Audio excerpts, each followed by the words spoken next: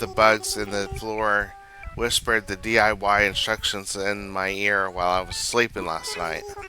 So I gotta build it before I forget what it even is. Check it out. Plans for some stacked fish containers. I can teach you if you want. Yeah, teach me. Leave it to me. I got it all scribbled down right here, so just read this. And believe me, if I can make it, then I bet you could do it in no time, Thumper. And believe me, I remember him saying that a bug told him about this.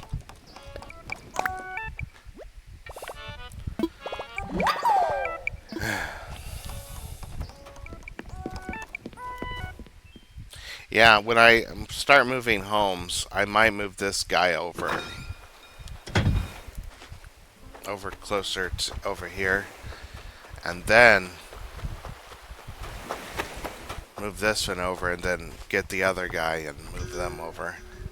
I might move my house too. I might do that first. Oh, that's not nice. Bertha, a hippo, come on. Wow, I already have a visitor. You must be Sarah.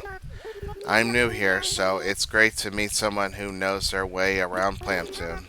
Oh, my name's Bertha. I probably should have told you that first, Bloop. It's okay, Bertha. We'll get you out of here soon. And just a reminder, it's not because Bertha's a hippo. It's because I want. It's actually it is, isn't it? Because I want cats in my village instead.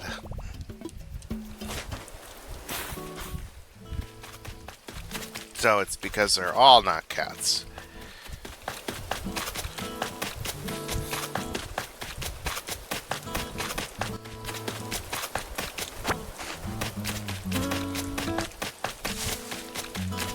You know, one show I really liked was Three Leaves, Three Colors.